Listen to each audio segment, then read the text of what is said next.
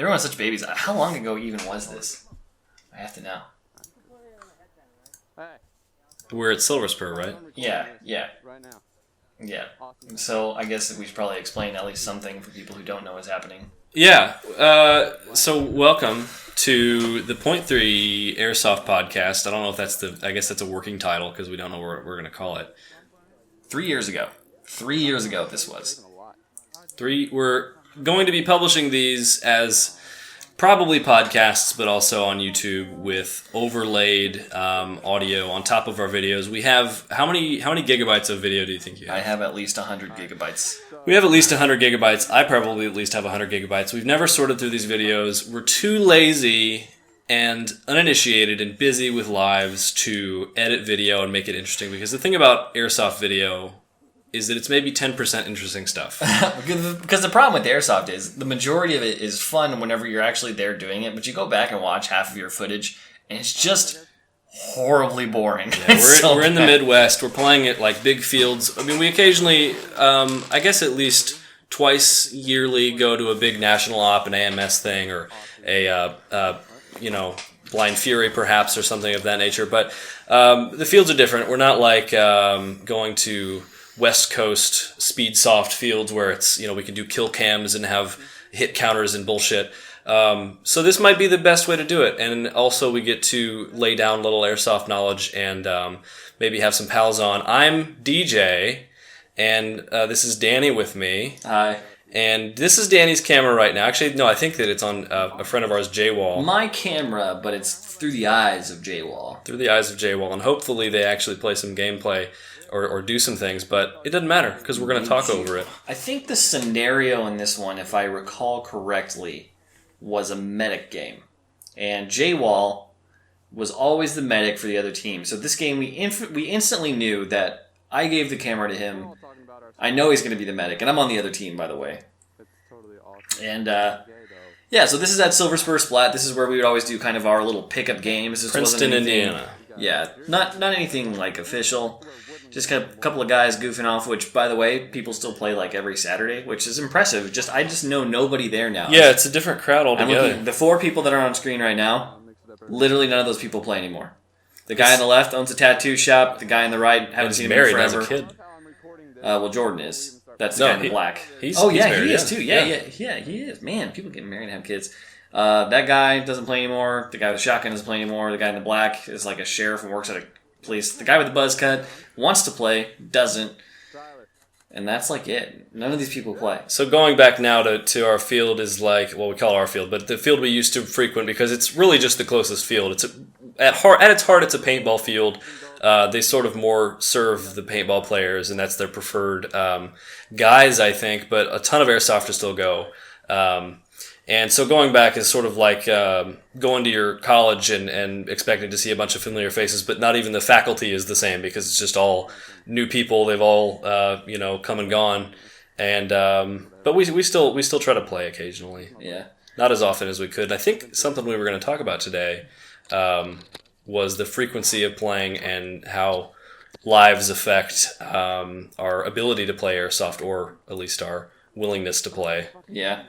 I remember when I first got sort of my full-time gig at the place that you're at now, but that's neither here nor there. And I remember telling you that like I didn't want to get up on Saturday because when you start getting like you were working at Best Buy, I think still, and when you get up 9 to 5 and have a desk job on weekdays and you have to get up early and go and be a responsible adult, getting up early on a Saturday is just sort of like kryptonite. At least it was. I mean, I might not be too bad about it now, but back then it was just such a shock to the system, I think. In reality, I always thought you were just making excuses. Well, I was. That was true as well. It just worked because you didn't know yet. Because you were. But now that I have the job, I mean, God, it's just insane. It's like you work 9 to 5, and then you get those like 5 hours after you get off work before you're too tired to stay up anymore to like do every other thing in your life. And then on your weekends, that's where literally every other human being is wanting your time as well. Like, God forbid you have family that actually likes you or a significant other because they're just... Or who's local, family who's local, who you can oh my God. do things It's just with. insane. It's like, I've tried to play Airsoft every Saturday for the last 3 Saturdays now, and I haven't been able to go for just miscellaneous reasons. Like, last Saturday I couldn't go because it was my grandma's birthday up in Indy, and then this Saturday I can't go because it's my wife's birthday, and the Saturday before that I didn't go because it's just whatever extraneous reason. But it's just ridiculous. It's like I just want to shoot BBs at people. Life gets in the way. It's sort of the lifespan of an airsofter is like you pick it up as a kid and you maybe don't. I mean, at least in my case, it's sort of like a cyclical. I guess it's more of like a bell curve where I started off and I was a long time chair softer and finally got around to playing and branching out and going to local fields and meeting you and the fine people that frequent the field that we're watching right now. And, being really active, super active, and going even to hosting our own events. Fine is a really nice adjective. Yeah. Some of the people are all right. Some of the people suck. Let's get real. We're not going to say who, but just know that we have strong opinions about some of the people that we play airsoft. You'll have some bad eggs in any group you get with. But in the end, then, life happens and you become an adult. And then if you're lucky, you keep playing. But then if not, you sort of fade into obscurity because you're just too busy with life. And it's crazy. Some people manage to make their careers in airsoft, like they host events and that's what they do, and that's pretty cool too. Kinda. So, I mean, we've held airsoft events before. We've done we've done 2. We've done 3. I didn't help out with one of them. Yeah, the night one, right? Yeah, but we had one. The first one that we did that was kind of larger scale. We had like 130 people showed up, and we had it with relative good success. But we tried to do another one, didn't have as much of a turnout. Well, let's talk a little bit about the first one first. Do we? Because I was just going to bring on the fact that people making. I was going to segue into the point you just made a second ago. Go for it. Okay, great, thanks. So, the guys at American Milsim, like they are all over everything. They're just constantly on top of it, right. And it's to a point. So where I just didn't understand how they did it, and so I've had the privilege to meet JP a couple of times from AMS in person a few times. He's a really cool guy. You gave him a shirt. Yeah, gave him a shirt. He wore it. Yeah, he's kind of a fan of ours, and we're definitely a fan of American Milsim. He at least appreciates that we appreciate him.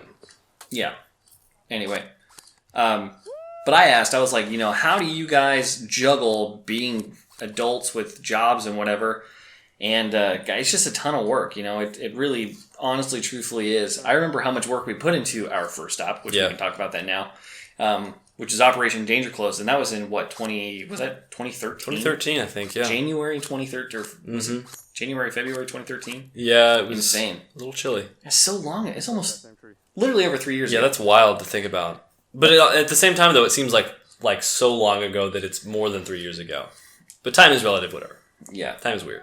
But the fact of the matter is, and it also helped that we live next to each other. Right. Literally, we were separated. Yeah, Danny and I lived in an apartment. It was really just a house that was sort of retrofitted into 3 apartments, and he and I lived together, and God, that really helped productivity, because if he and I weren't doing anything, I mean, you lived with Sam, but I was home alone, and his girlfriend, fiance, now wife, would go to bed, and he'd just pop over to my house, and we'd have uninterrupted time to plan and mess around with our guns and do some chair softening, but also arrange some events and a community, which became Point3Airsoft, which is still sort of active. But yeah, definitely like the golden era of our airsoft careers so far, anyway. Yeah, now it's just kind of dwindled down to, okay, I work my 9-to-5 job. I occasionally look at some things that I think would be fun, but in reality, it's like, do I want to spend this money on new camo and a new pouch and potentially 5 brand new magazines for my gun, or should I pay my bills? Right. Yeah, and it's, I mean, I sort of feel like I have everything I need to go and play and have a good time in airsoft, but it's almost like, I don't know, for a while, the fact that I owned those things, because times were a little harder, because I was, just kind of getting started, wasn't making as much money as I am now, but at the time it was like, God, I spent so much money on these things, I should be using them, I should get out and play, and now it's like, God, but my time is so much more valuable now than these things I have that I've invested in, that I have equity in, Yeah, but I mean, we're not the only people that do that. I mean, look at how many guys buy a shit ton of guns and whatever, and then they're like, hey guys, selling brand new M4, never been fielded. Yeah, that's like, sad. Why would you buy that and never use it? But then I think I'm looking at my AK right now that I'm so excited that I own, and I've literally used it twice, and it just sits and is a nice trophy. Well, yeah, and if nothing else, at least you're fortunate enough to have a job where you can buy things and just sort of let them sit and look at them and appreciate them. And you brought it to what was it, Blind Fury recently? Yeah. I didn't use it. You didn't use it. I was hardly able to do anything at Blind Fury. That's true.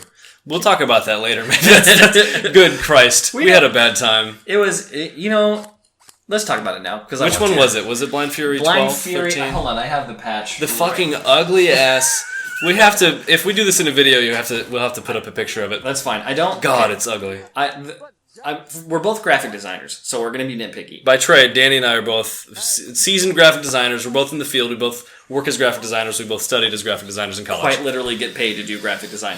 So, I'm not going to shit all over the event. I'm not going to shit all over the event organizers are probably good people. Yeah. I'm not even going to shit all over the players or anything like that. We're just talking about the patch I am going to shit on this patch right now. Good Christ. It's terrible. It's like this burnt orange with a balding man in a kilt. And then it has this completely esoteric nonsense. Fight with the best, regen like the rest. Okay, so let's talk about Blind Fury the first time I went. I went to Blind Fury in 2011, back at Blind Fury 8. That was my first Milsim event, and it was so much fun. It was incredibly fun.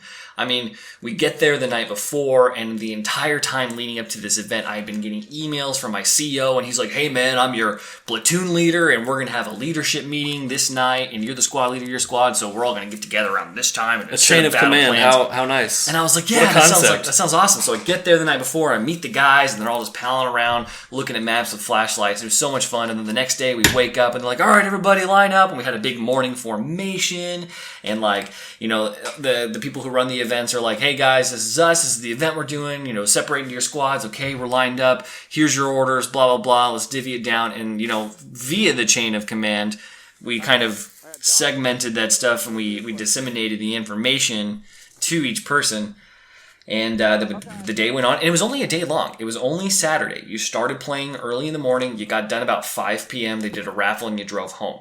And they managed to cram all of the fun into one day. It was an awesome experience.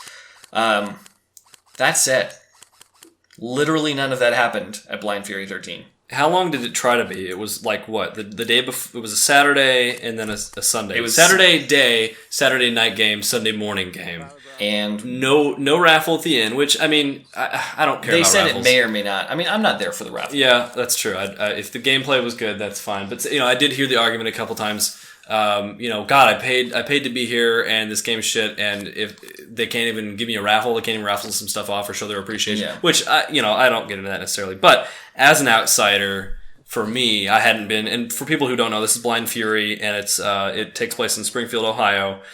Took place, evidently. Took place in Springfield, Ohio. And it seemed to me, my take on it was that it was a playground for the regulars. And absolutely, something I noticed that I think speaks volumes is that a lot of the people that we talked to, great guys. The players that were there were just awesome. They were nice. There was a period where we just got fed up and we walked around and talked to the enemies and people, and they just chatted us up and were nice. But what we noticed is that the regulars that had been there, they'd been coming since the first one or the fifth, or just long-time players, had not gone to any other national events. This was their home field. And if I hadn't been to anything else myself, I might have thought that was cool too. And I don't want to, rank event or event organizers and say, these are better and these are worse, because I'm sure they have a great time. The people that go there a lot have a great time. They know the people, they have a rapport with the other players and the admins, so they get it.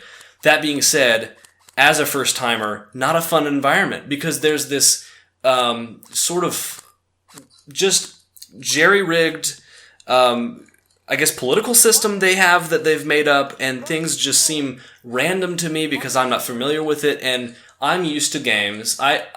Danny and I don't like being handheld. We go to events and we're not kind of like glam softers where we expect to win every time or to have things handed to us. We like to work hard, we like to run hard and play hard, whatever, that's fine. But this was just didn't facilitate fun gameplay at all. It was like, no matter how hard we tried, we couldn't have fun because there were 3 teams. I don't want to get too much into it because I don't remember exactly, and you might be able to speak a little more with clarity about how the teams were, but there was a neutral team that was supposed to be neutral. The game started and green and tan were working together, and we were like fighting neutral. So the game started and we didn't even have any targets. And then, we'd see maybe a tan person and say, oh no, we were green, right? Yeah, we were tan. So we were tan. We'd see a green person. Oh, hey, we have a truce with, or we'd talk to a guy. Oh, we have a truce with the other team. And then with the civilians, it's if they shoot first, then we shoot them. But there are no shoot as well. It's like, so we don't have any targets. And then the next time we see one of those other teams, I forget who it was, they shoot at us and we're like, what the hell? We thought we had a truce. And it's because one or two or three, I don't know how many, a couple guys on our team shot at their team. So then because they have a functioning command and we don't, they have all decided that they're against us specifically. They've grouped up with the TAN team. So then it's everybody against the TAN team. And it just doesn't make sense to me. And none of those decisions that anyone made on the field were approved by any sort of chain of command. It was just players that kind of ruined things. And because the admins were so hands-off, and I think that's what I would surmise as the main root of the problem, is the admins were too hands-off, that problem was able to occur. I think I agree with that. You know, I think it was due in large, really big to the players who weren't able to effectively communicate anything. There was a chain of command somewhat set up, but the people who were in charge of TAN team at least really, really, really dropped the ball as far as getting information out. I don't want to say they sucked, but they were bad. Yeah, absolutely. But on the second part, there was no accountability on the admin's part either. It's like I was to a point where I was legitimately mad. I don't get mad at airsoft events. I'm always like, I'm not going to call another dude's hit. I'm not going to worry about this or that. I'm going to make myself have fun. And I was legitimately getting upset, and I couldn't find whoever was in charge of my team.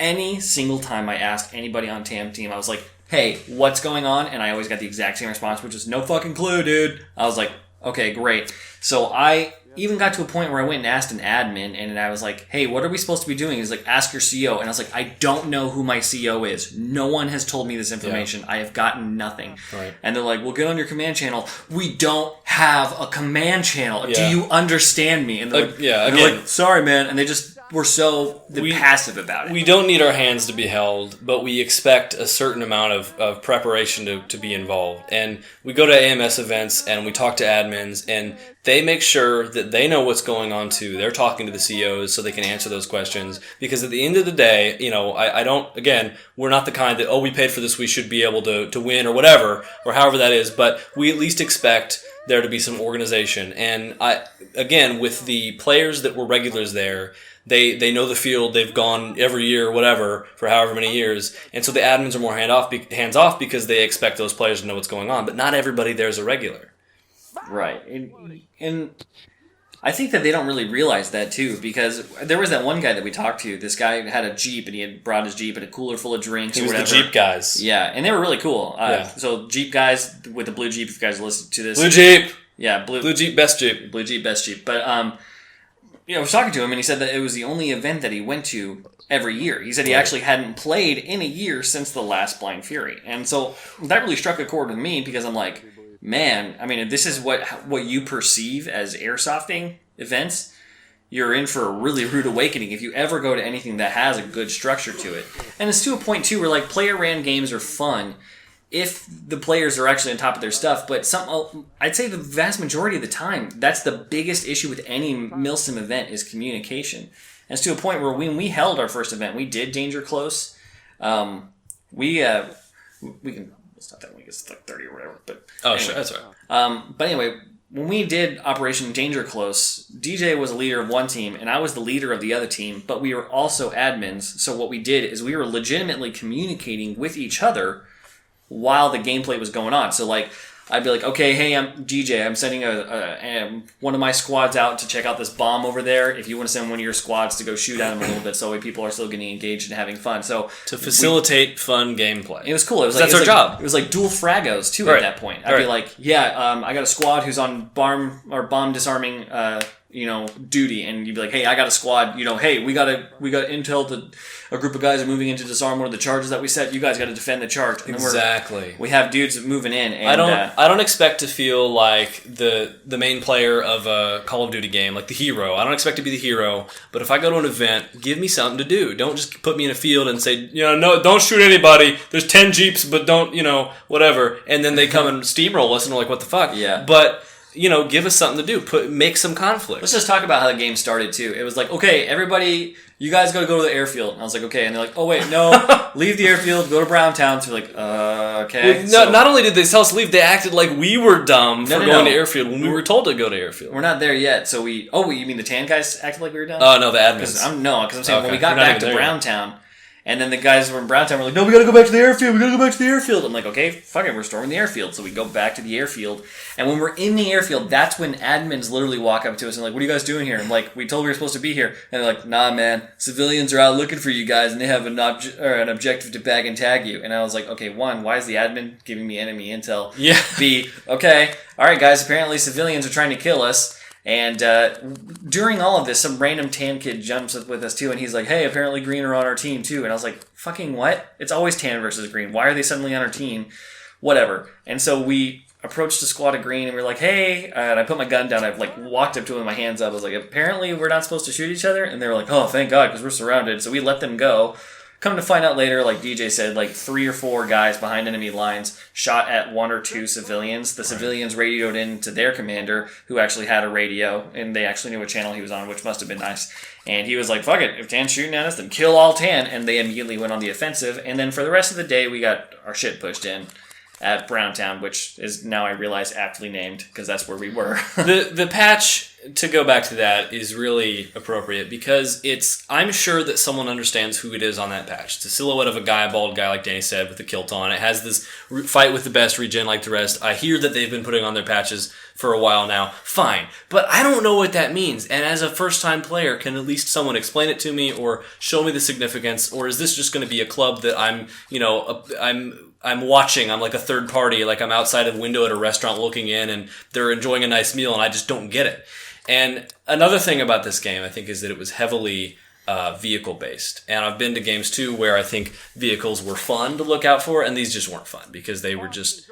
I don't think the rules were that well enforced. I think it was... If you want to go to this game and have a good time, I think that you bring a Jeep or you go home because you're not going to have a good time. I agree. I agree with that totally. And I think one of the biggest issues, too, with vehicle combat and airsoft in general is there's never, ever a good way to tell... if a vehicle you're in has been hit, especially the dudes that drive around like the large trucks. Yeah. Like if someone hits you with a foam Nerf rocket on your side panel, the chances of you actually hearing it, and so now you have a whole bunch of dudes that are pissed off standing up and be like, you guys are shot, and one guy's like, oh, we only got shot one time, so we can still shoot you. And I was like, it's so dumb. And anyway, so vehicle combat at this wasn't great. It's not good at any event, though. It's just tough. I've had some fun, but this just, like I said, admins were too hands off. It just wasn't cool. Yeah. At other games, admins have just been walking around with the vehicles to regulate those kinds of things because, like you said, otherwise it's 10 players like, we hit you, and they're like, no, you didn't. It's just stupid. Yeah, people yelling at each other. I think for vehicles, like, you need to have an admin escorting a vehicle the entire time. I always have my own mentalities on vehicle rules, but let me backtrack for a second before I get on that. I've only had fun with vehicles and airsoft games twice. Once was at American Milsom's Broken Home whenever I was able to ride around in this truck, and they transported me from point A to point B. It wasn't an assault vehicle, it wasn't anything. It was just a transport vessel. People mover. Which we still had to be on our guard because we could still take contact inside. That was fun. Second time I've had fun with the vehicle in airsoft is when I was riding in the side seat of a helicopter. Yeah, flying above 60 to 70 feet above the airsoft field, shooting at bitches. Very nice. That was amazing. Which also, kind of also a disappointing game, though. Because we went the first year, had a lot of fun. Went the second year, not as much fun. And actually, I guess the first year we did have kind of some setbacks. And the second year we just kind of said, let's just Well, the second year started off, I was already immediately disheartened because of my car, like, exploding on the way up there, which sucked. Yeah, personal stuff, I guess, gets in the way. Things that not related to the event. And that event was Broken Home 4 and 6? Or did we go to 5? No, we went to 3 and 4. 3 and 4, okay. 3 was the one which broke our tent and soaked all of our gear the night before, and no one got any sleep. Derek almost died, and I killed an armadillo. But 3 was cool because we had, like, our whole crew. We had, 6 of us that went? 3 and 3? Yeah, because Lee and Mary weren't there. Lee went to the first one, right? I can't remember. Regardless, we had a big crew. We had the whole Point3Airsoft crew for the most part and some friends. And then the second time we went with another guy who we're close with, who's on another team, but we, were friendly and just decided to call. Yeah, he didn't get a great experience, but he went back the next year though. Oh yeah, that's good. Yeah, that's good. Well, he goes to a lot of stuff, but he does. So the helicopter thing is cool. The field is it leaves a little bit to be desired, I guess. It's not that great as far as I guess it was the first year we went. And my watch has been recording everything I've been saying. Danny's Apple Watch was recording us saying things, and now it has. You should screenshot that so we can look at it later. Oh, okay, that's good. So the helicopter of Broken Home is really fun, but the field is tough. The first year a story I want to tell is that the first year, I think, we were traipsing up this hill, and a huskier guy up in front of us. Game hasn't even started yet. It was literally walking. Not even the first hour start. of the game, and this guy walking up to where we're gonna start the game just fucking barfs. And we're like, dude, it's like 9 a.m. I'm like, dude, what I said out loud was, "Are you okay?" I was polite. I was like, dude, are you alright? Inside, But inside, I'm like, dude, I'm literally carrying a really heavy ass metal barrel, and I'm walking up this hill, and the game has not started. I'm like, did you eat burritos and drink beer for breakfast? Like, that's ridiculous. How are you dying already? Yeah, the pregame preparation probably leaves some things to be desired. I don't think he really... Either way, I don't know. I don't want to, not necessarily his weight that was the issue, but I'm sure there was something... Like maybe he was already sick.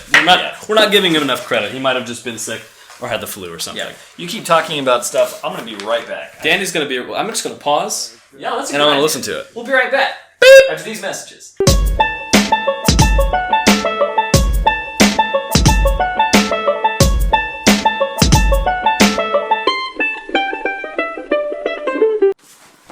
You want to just kind of...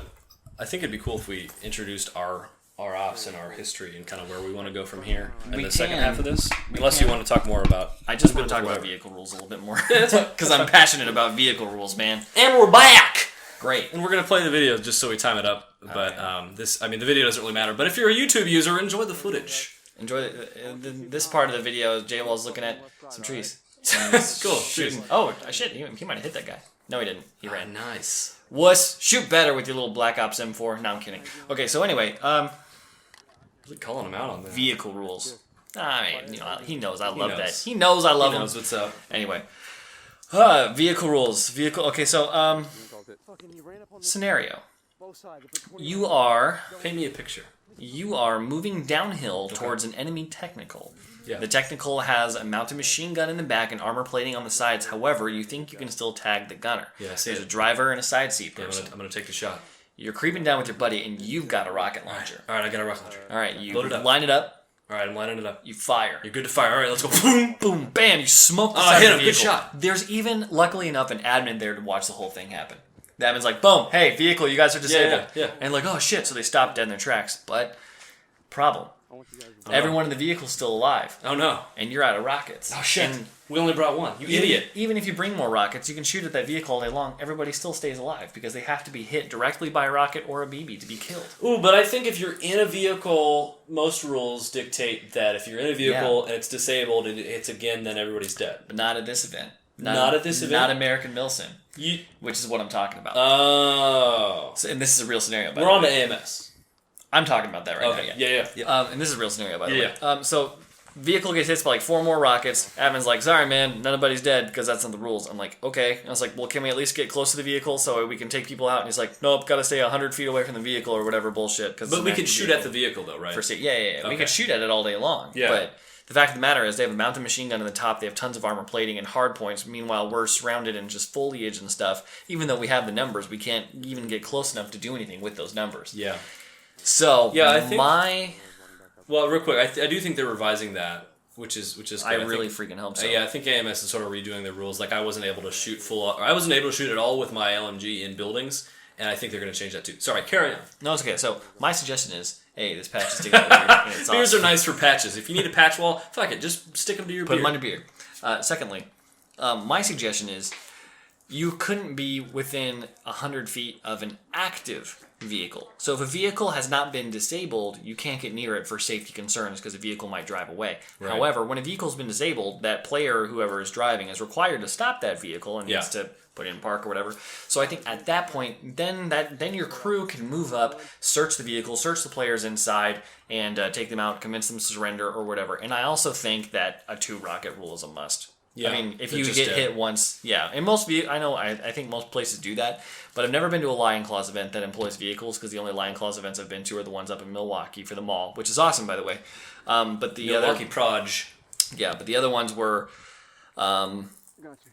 Operation Iron Horse, which is AMS. We went to Broken Home, which is AMS, and then we went to Sovereign Fury, which is the same AO as Iron Horse, but that was Mind Games. Sovereign Fury, so good. Yeah, Sovereign Fury was the shit. Controversial, but good. We'll probably have to do an episode about that where we watch Sound and Fury footage. We Steve. might even be able to do like 3 or 4 because God, that was so fucking fun. We had a big injury that was eventful. Oh my God! Oh, we could just do that entire video. All right. We'll mark it down. Bad. We'll do a bunch. Anywhoodle.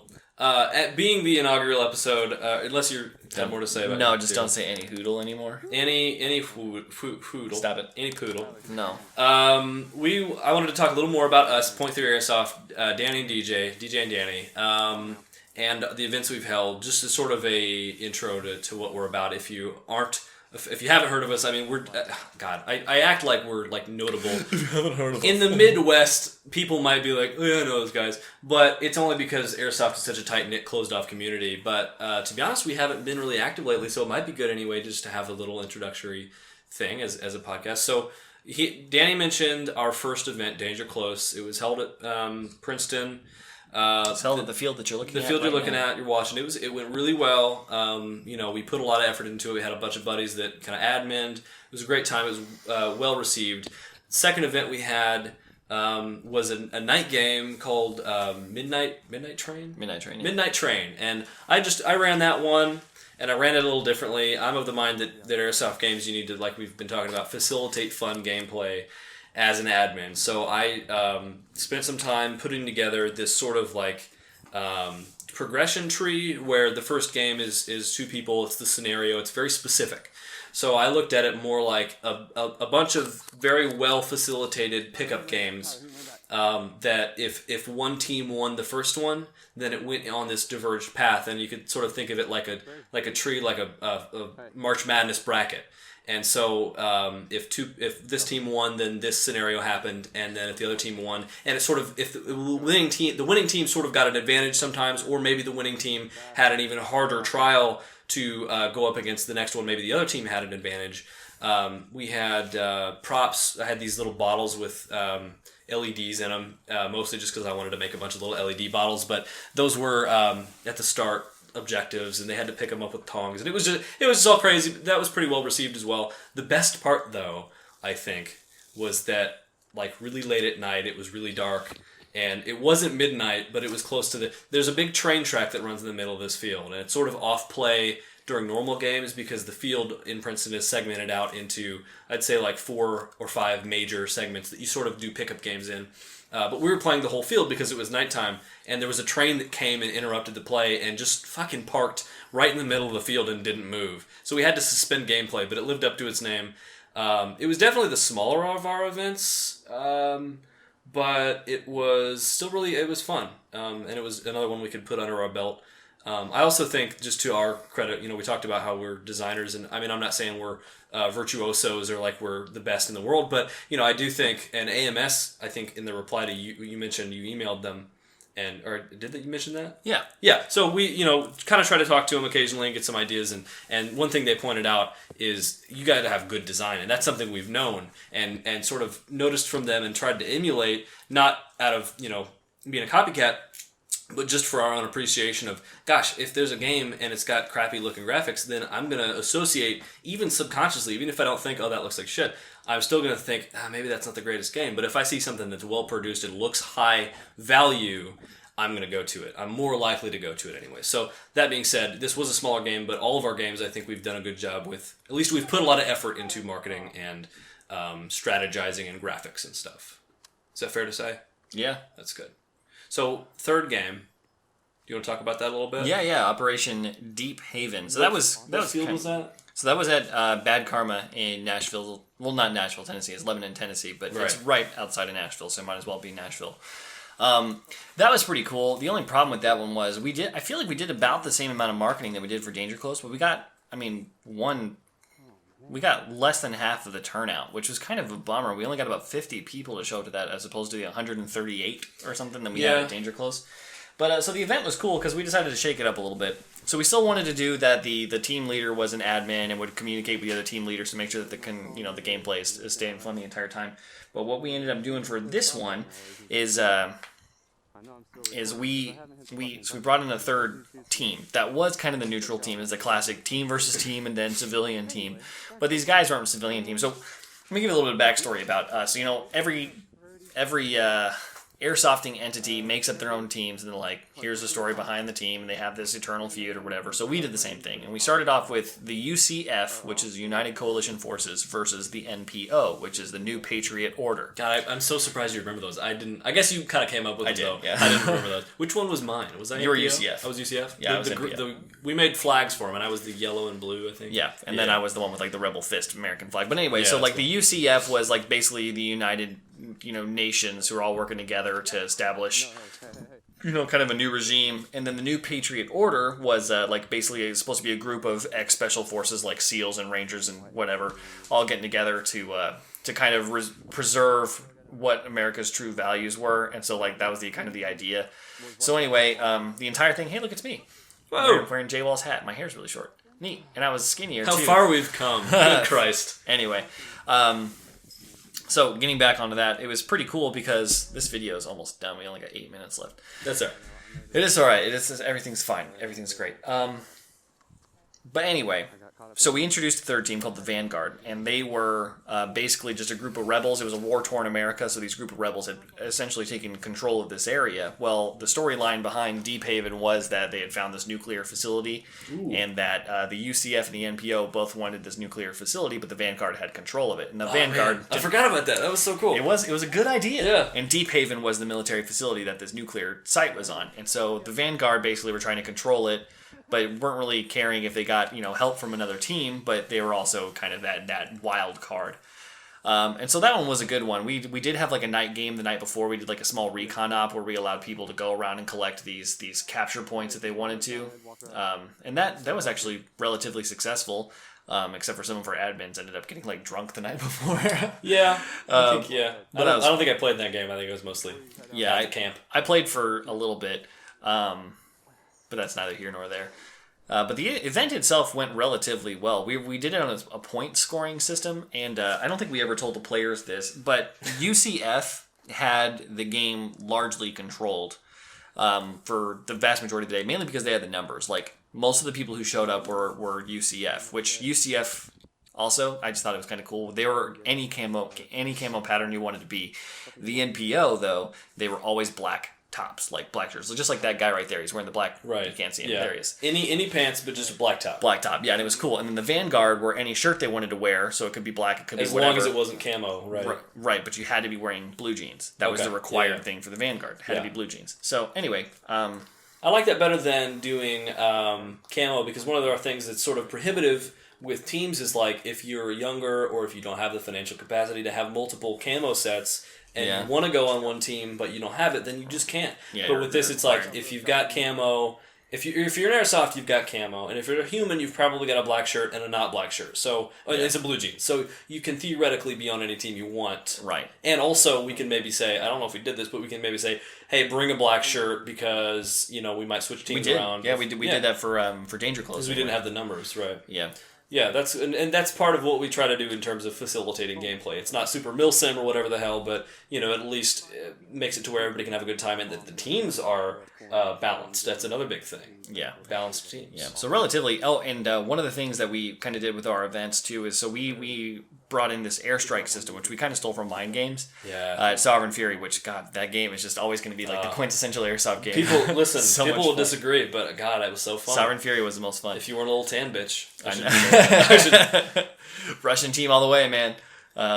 But anyway, Boopy Squad. Boopy Squad. If you guys, we'll put up another picture. There's the Russian Special Forces patch. It says Boopy on Just it. Google Russian Special Forces patch because we don't know Russian, and to us dumb Americans, it looks like Boopy. It's we're like boop beep, boop boop, Boopy Squad. But anyway, so what was I? Where was I even going with this? Oh, the airstrikes. Yeah, airstrikes. So we had kind of this fun thing. We did it at Danger Close, and you can call in basically a grid format. You say, grid H7, we need an airstrike there, and then call we in checked. the admins. So an admin basically would, whoever the admin closest was, we'd be like, hey guys, we got an airstrike on this coordinate, and the admin would be like, all right, on my way, and then an admin would just go sprinting across the field. We'd send one of our friends just to run to that spot and wave their arms, and then actually no, I guess they kind of snuck up, right? Because they were like. They had to get there quick, but then they had to sneak up so people didn't run away. Some of them did, but some of them did run away because, like, you'd see an admin would come running in and they'd be like, "Ah, yourself! Run away from the admin! Which we realized that was kind of an issue, because we don't need people running from admins, because admins might have important information. So the second game, we got a skeptical of admins. Second game, we got a hand crank siren. Oh, that was awesome. And whoever was running the airstrike would crank the siren, and so as you're in the woods or whatever, you start just hearing... And it starts getting closer and closer. And you're like, airstrike! It was so much fun. Did we have a cover system? No. Or was it just you're fucked? No. Because you're outside. If the admin got to where they were supposed to be and he saw you, he was like, you're dead, you're dead, you're dead. Even if you were the one who called in the airstrike. Yeah. So basically, your cover was concealment. If you were hidden and the admin... Oh, they'd point. They'd point to about like 80% of the people there. Right. You're fine. And Sovereign Fury did it where we were in buildings. It was Guardian Center, so there were buildings. And if you were under something, or if you looked like you really dug in there, you'd spend a lot of effort in your few seconds you had, the admins would come barging up the stairs and be like, airstrike, airstrike, and you'd have to duck really quick, and if they saw you and decided you were dead, then you were dead. And we kind of went on that principle. Yeah. And that made it kind of fun. I personally, and we might do, I don't know if we'll do a whole episode for it, but I didn't feel like, what was it called? God, the event we had. What was the event? What, Deep Haven? Yeah, Deep Haven. I didn't feel like Deep Haven went super well because the 3 teams was kind of hard to... If we had more people, I think it might have gone better. Yeah, I mean, that's what... And, I like to think that we marketed ourselves well. Mm-hmm. We put a lot of effort into our design stuff for it, but I don't think we actually got the word out there as strong as we did for Danger Close. We tried to put it up on forums and everything like that, but it just didn't pick up steam, and we didn't have... Well, also being Evansville-based, primarily Southern Indiana-based, and asking people to drive 2 hours, for some people, that's kind of tough. That's right. I mean, and that goes back to the same thing with people from Blind Fury. I mean, that was their local airsoft field that they went to every single year. Exactly. And I think we could just stick our logo. We can do an hour. We can do however long we want. We can. We'll maybe cut it off in an hour just so we don't use all of our content. But we'll let it run out a little bit. That's fine. So was that our last event? No? Yeah, Deep Haven was Deep the last Haven one was our last event. And that was 2014. That was 2 years ago. I mean, it was fun, but I mean, that kind of brings us to the next point. Yeah, which where is we're going now. We go from here. Podcasts is one thing. Yeah, this requires way less effort than putting on an event, but it's definitely nowhere near as fun. So we want to do another event. Realistically, we want to do Danger Close 2. And man, I would love to do it at Silver Spur because everyone loved having it there, but just the cost behind it. I'm not going to go into detail just because I don't want to spill any bad blood, but the initial price that we had to pay the first time we did Danger Close was enough to turn us off to doing future events. I think I mentioned before that they really cater more towards paintball players, and even if we said we had the field reserved, you'd be like, "Oh, you guys got to stop playing and let paintballers." They'd rather have or you could pay. I don't want to get into it. They'd rather have a day of a few paintballers than a lot of airsofters. I don't know why. It's neither here nor there. It's just sort of it is what it is. We want to do another event somewhere. Right. So the long and short of it is we're actively looking, which I want to check out the Boneyard. The Boneyard? I've heard a lot of things about that. They've hit a lot of hard times. They got 3 guns stolen recently. Someone smashed through their front gate. Did you see that? Well, at least it means they're popular. Well, yeah. Well, what I was saying is I think it'd be a good idea, and obviously we got to discuss it, but I think, we can get some more traffic there. We could host an event at the Boneyard, and then secondly, if we make enough money, we could donate some of it to the Boneyard. Well, the first step, yeah, absolutely. Or at least hey, we're going to get a bunch of people here. You're obviously going to want to charge for the people that we bring in, for their field fee and everything. So that portion can go towards whatever. First step is taking a field trip to Boneyard. So maybe we'll announce a date that we're going to try to go. If you've listened this far to the podcast, we want to post somewhere soon about when we're going to go play at the Boneyard, and you should come join us because we think it'll be fun. Yeah. We enjoy airsoft, and the more the merrier, as I always say. As I never say that, I just said that. Yeah. So anyway, we're coming up. Hey, look, a train. We're running up on the end of this here video, but J-Wall's still shooting, man. He's still going at it. But there's only I think the battery probably dies. Probably. What's he doing? That's usually what happens. Is he gonna reach up or is it? Oh, no, yet. Yep, and battery dead. or space ran out or some shit. Yeah, probably. No big deal. NBD indeed. So anyway, the long and short of all that stuff was we want to host another event. We don't like being adults and trying to play airsoft because they don't coincide very well. But we still want to participate in the community. Here we are. Indeed. Here we are indeed. If you're listening to this, you probably, I don't know, maybe searched on, I think we might publish this to Spreaker. I think that automatic, or I can set it up to post on iTunes podcasts. It might be on YouTube. And of course, we're going to post it on our Facebook page. However, if you found this by one of those other channels and you haven't liked us on Facebook, Facebook.com/Point3Airsoft. That's POINT, the number 3, airsoft is spelled normally. And we're a happy little community. We try to stay active. We usually overpromise and underdeliver every time. But this is we've got it on recording now. So the shit that Danny says that he's gonna do, by God, you guys got to hold him to it. Bug the shit out of Danny and make him. The problem make him is do the things he says he's gonna do. Destiny is so much fun. Destiny's fun, and Warframe is great. And I just been playing fun. those. Yeah. Well, guys, Danny, this is your show. Why don't you close it out, man? Okay, so anyway, guys, thanks for taking the time out of your day, whether you're working, if you're driving around, if you're going for a jog, or if you're just bullshitting around and enjoying our podcast. But thank you for taking the time to listen. Share the word. Help us get the word out there. We want to do more of these, but we don't want to do more of them if no one's going to listen to them. We need your help. help. If we know you're listening to it, help us get the word out. Tell your friends who like Airsoft. Have them... talk to us, submit us things that you want us to talk about. Like we said, talk to us on Facebook.